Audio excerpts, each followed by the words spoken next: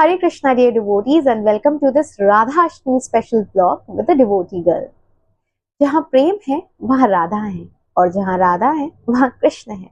तो आइए उन ब्रह्मांडों की अधिपति श्रीमती राधा रानी की महिमा को जाने और उनके चरण में श्रद्धा अर्पित करने का एक छोटा सा प्रयास करें। हरे कृष्णा। तो श्री कृष्ण पूरे ब्रह्मांड के भगवान हैं और उन्हीं भगवान की स्वामिनी श्रीमती राधा रानी है। श्रीमती राधा रानी, जिन्हें उनके भक्त राधिका, किशोरी, स्वामिनी, लाडली या प्रिया जी के नाम से जानते हैं, वो कोई साधारण गोपी नहीं है, बल्कि श्री कृष्ण का शक्ति स्वरूप है। वह स्वयं कृष्ण से भिन्न नहीं है, वे दोनों एक ही तो हैं। श्रीला प्रभुपाद कहते हैं कि श्री राधा और श्री कृष्ण का पूर्णतः वर्णन कोई नहीं कर सकता। हाँ, कुछ प्रामाणिक प्रसंगों को सुनकर ही श्रीमती राधा रानी की महिमा का थोड़ा बहुत अंदाजा लगाया जा सकता है, लेकिन वह भी पूरी तरीके से नहीं। तो चैतन्य चरितामृत की आदि लीला में कहा गया है, राधा कृष्ण एक आत्मा दुई दुई देहधारी अन्योन विलासे रसस्वादन कोरी। जिसका अर्थ है कि राधा और कृष्ण एक ही आत्मा है, लेकिन उन्होंने अलग अलग रस या भाव का आनंद लेने के लिए दो अलग अलग शरीर धारण किए हैं। सभी रसों में प्रेम रस सर्वोच्च और सबसे उत्कृष्ट है। कृष्ण को पूर्ण चंद्रमा कहा गया है और राधा रानी को चंद्रमा की कांति कहा गया है। कृष्ण को शक्तिमान, सर्वशक्तिमान और राधा रानी को शक्ति कहा गया है। कृष्ण और राधा एक ही तो है, एक मन, एक बुद्धि और एक हृदय, सब कुछ एक है। शक्ति शक्तिमान अभिन्न, अर्थात शक्ति और शक्तिमान दोनों में कोई अंतर नहीं है। यदि कृष्ण शक्तिमान है तो राधा भी शक्ति है। शक्तिमान शक्ति के बिना अस्तित्व में नहीं रह सकता। सूर्य और सूर्य की किरणों में कोई अंतर नहीं है।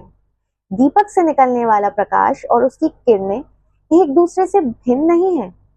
इसी प्रकार श्रीमती राधा रानी और श्री कृष्ण में भी कोई अंतर नहीं है। तो जैसे शक्ति और शक्तिमान एक ही है, वैसे ही राधा और कृष्ण भी एक ही हैं। इसलिए हमें व्यर्थ के तर्क लगा के उन्हें नहीं समझना चाहिए। कई लोग जो शास्त्र ना पढ़ते हैं और ना ही वरिष्ठ भक्तों से सुनते हैं, उन्हें बहुत सी ऑब्जेक्शंस होती हैं राधा और कृष्ण के संबंध से। वे कहते हैं कि क्यों रुक्मणी कृष्ण को साथ में नहीं पूजा जाता, पर वो ये नहीं समझते कि श्रीमती राधा रानी और श्री कृष्ण अलग तो है ही नहीं, वे एक ही हैं।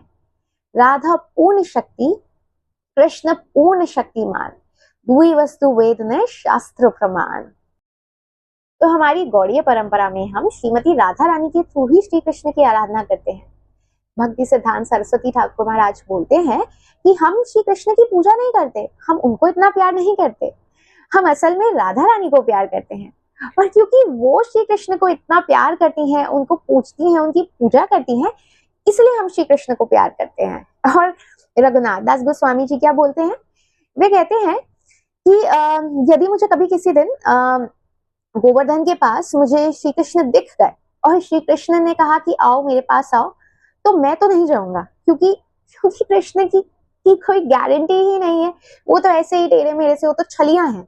तो मैं जब तक मैं उनके बुलाने पे जाऊंगा, पता नहीं तब तक वो वहां से कहीं चले ना जाएं। लेकिन अगर श्री कृष्ण के साथ राधा रानी खड़ी हैं, तो अगर वो मुझे नहीं भी बुलाएंगे तो वो भी मैं भागा भागा चला जाऊंगा, क्योंकि जहां राधा रानी है वहां कृष्ण स्थायी रूप से मौजूद होते हैं। और बिना राधा रानी के कृष्ण तो चंचल है, उनका कुछ नहीं पता। तो इसीलिए इस तरह से रघुनाथ दास गोस्वामी जी बोलते हैं। इनफैक्ट जो हमारी परंपरा है, जैसे हम गौड़िये हैं, तो जो विष्णु जी की पूजा करते हैं ना, उन्हें वैष्णव बोला जाता है। और जो कृष्ण की पूजा करते हैं डायरेक्टली, उन्हें काष्ण कहते हैं। और जो राधा रानी की पूजा करते हैं, उन्हें गौड़िये कहते हैं। तो वो हमारी आराध्या है। तो आज हमारी आराध्या का जन्मदिन है, उनका आविर्भाव दिवस है। और आज के ही दिन वो गोलोक धाम से हम सभी के लिए धरती पर उनका प्राकट्य हुआ था। तो जब अब उनके प्राकट्य की बात हो ही गई है, और क्योंकि राधाष्टमी का मौका है, तो आइए राधा रानी का प्राकट्य कैसे हुआ, आज उसी के बारे में बात करते हैं। तो वृषभानु जी और उनकी पत्नी कीर्तिदा पुत्री की प्राप्ति के लिए नदी में तपस्या कर रहे थे। तभी उनके पास एक सुनहरे कमल की कली आई जिसमें से अद्भुत सा प्रकाश निकल रहा था। जब उस कमल की पंखुड़ियों के बीच में झांक कर देखा तो वहां एक छोटी और बहुत ही प्यारी, जिसके अंदर से एक अद्भुत ऊर्जा निकल रही थी, वह प्रकट हुई। वह नन्ही लाली ही राधा रानी थी। राधा रानी ने बहुत दिनों तक अपनी आंखें नहीं खोली थी और ना ही वो किसी से बात करती थी, और इसी वजह से विश्वामित्र जी और क्षितिजा मैया बहुत ही चिंतित थे। फिर नंद बाबा और यशोदा मैया गोकुल से नन्हे कृष्ण को लेकर बधाइयां देने आए। खेल खेल में कृष्ण ने राधा रानी को हल्का सा छुआ और उस एक स्पर्श से ही राधा रानी ने तुरंत ही अपनी आंखें खोली और पहली बार कृष्ण को देखा। तो ऐसा क्यों हुआ? तो राधा रानी शुरू में पृथ्वी पर आने में संकोच कर रही थी, क्योंकि वे केवल कृष्ण को ही देखना चाहती थी।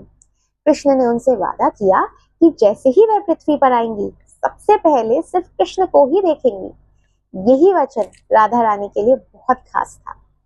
ये पूरा प्रसंग हमें यही बताता है कि राधा और कृष्ण का प्रेम बहुत अद्भुत है, बहुत खास है, बहुत दिव्य है, जिसे केवल हरे कृष्ण महामंत्र के जाप से ही हृदय में अनुभव किया जा सकता है।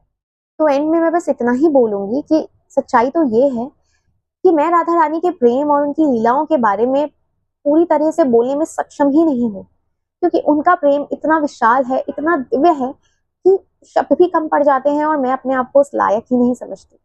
लेकिन क्योंकि राधाष्टमी का मौका है and this is my attempt to this video, it's like my humble offering in the feet of Shri Shri Radha Shyam Sundar. तो बस अगर आपको ये वीडियो पसंद आया हो और आपने भी राधा कृष्ण के प्रेम को महसूस किया हो तो जरूर जरूर इस वीडियो को लाइक करें, शेयर जरूर करें और साथ ही सब्सक्राइब करें, ताकि हम और भी ऐसे प्रसंग आपके साथ साझा कर सकें। हरे कृष्णा, राधे राधे।